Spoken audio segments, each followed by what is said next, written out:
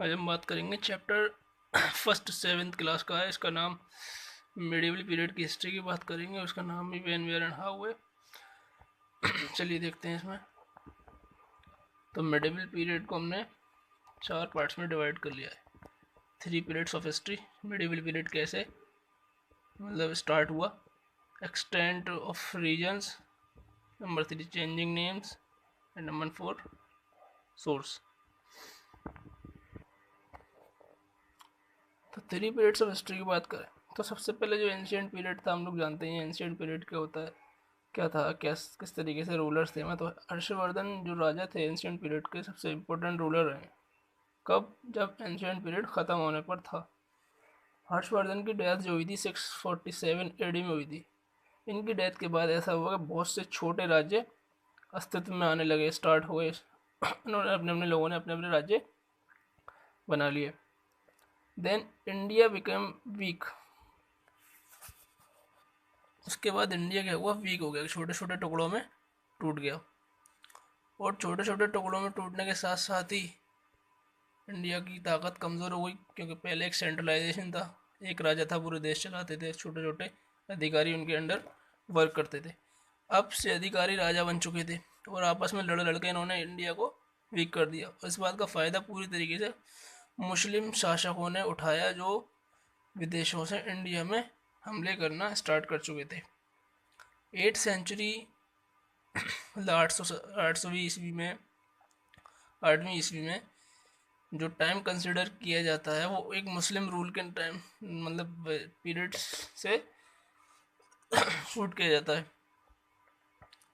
तो this was the advantage of Muslim invaders. 8th century is completely considered change. वो पूरा change हुआ। It's so Muslim rule. इसे एक मुस्लिम शासन के टाइम से देखा जा सकता है। After the 17th century European become the ruler.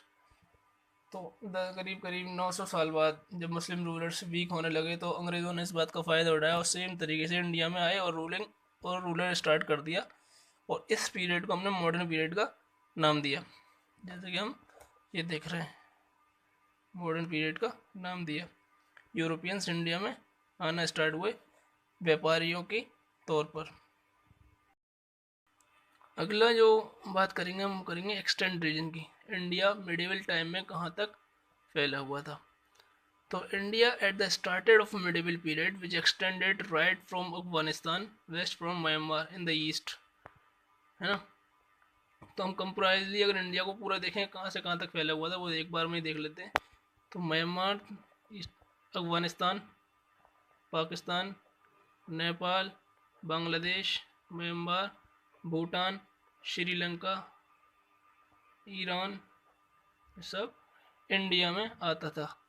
इसी वजह से इंडिया को इंडियन सब कॉन्टिनेंट कहते हैं। भारतीय उपमहाद्वीप, इतने सारे देश इंडिया में थे इसलिए इंडिया को सब कॉन्टिनेंट, इंडियन सब कॉन्टिनेंट कहा जाता था। मिडिवल टाइम में जो ईरान और इराक से रूलर आए जिन्होंने भारत में इन्वेजन शुरू किया, हमले शुरू किए, लड़ाई झगड़े शुरू किए, इंडिया में माल ज़रूरत को हासिल करने के लिए, ताकत को हासिल करने के लिए और अपने राज्यों को बढ़ाने के लिए। उस टाइम में इंडिया इतना ज़्यादा ही फैला हुआ था। और उसके बाद एंशियंट टाइम में नाम कुछ और थे, मॉडर्न में कुछ और हुए। तो चेंजिंग नेम्स का काफ़ी सिस्टम चला, वो देखेंगे हम चेंजिंग नेम्स कैसे रहे। We are studies in previous class, हमने पहले क्लास में पढ़ा है जनपद और महाजनपद कैसे एंशियंट टाइम में अस्तित्व में रहे थे। किसी ज़िले को जनपद कहते थे, कोई बड़ा ज़िला होता था महाजनपद कहते थे, कैसे कहते थे, तो उन्हीं तरह देखते हैं। तो ओल्ड में कुछ कुछ 3-4 शहरों के नाम जो मैंने मेंशन किए हैं, आपकी बुक में और ज़्यादा दिए होंगे। अंगा एक शहर हुआ करता था, अंगा। आज की डेट में वो मुंगेर और भागलपुर, ये दोनों ही शहर जो है बिहार में है।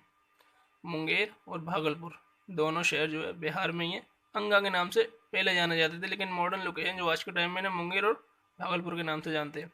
ये दोनों कंबाइंडली मिला के एक शहर हुआ करता था, अंगा। इसी तरीके से मगध, मगध जो शहर हुआ करता था राजा अशोक के टाइम में हुआ करता था। आपको पता ही है मॉडर्न पीरियड कितना पावरफुल पीरियड रहा है, क्लास 6 में आप लोगों ने पढ़ा है।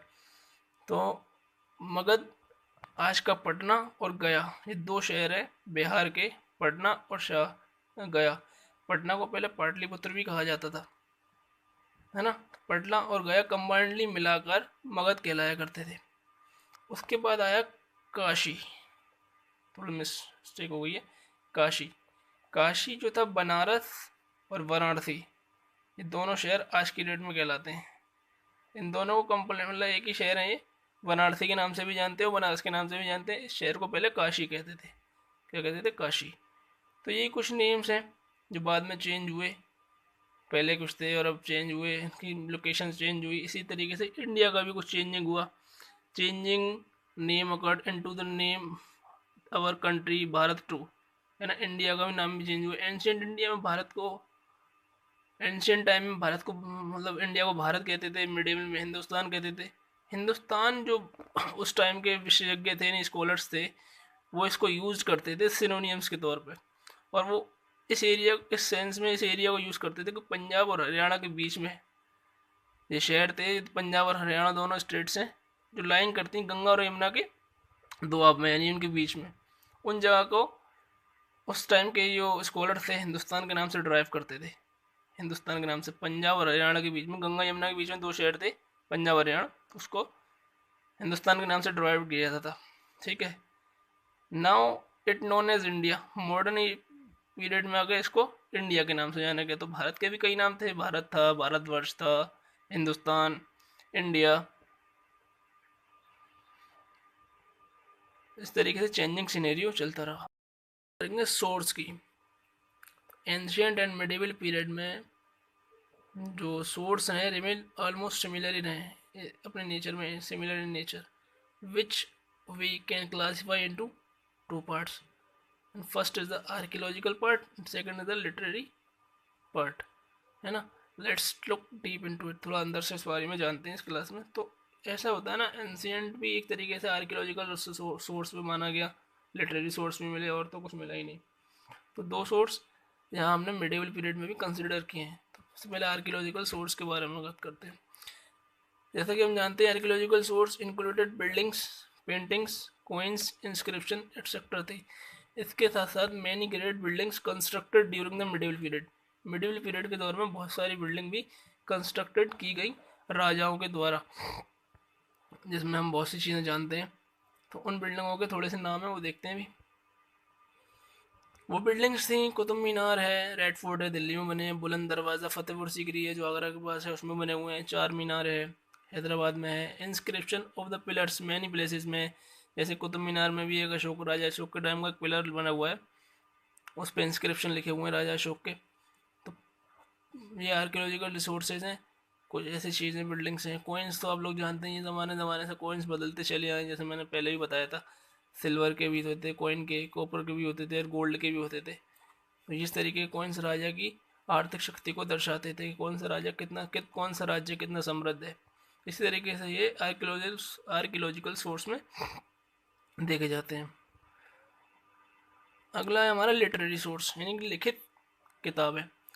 तो हमने देखा है बहुत सारी इंफॉर्मेशन मिडिवल पीरियड की जो है लिटरेरी सोर्स से मिलती हैं। A lot of information about medieval period derived from the literary source. Literary source में बहुत सारी, इससे बहुत सारी हमें इंफॉर्मेशन मिलती है, विच कंप्राइज द बायोग्राफीज और autobiographies, chronicles, letters, records, poetry and travels. Biographies और ऑटोबायोग्राफी और क्रॉनिकल्स में तीन चीज़ों में अलग डिफरेंस है।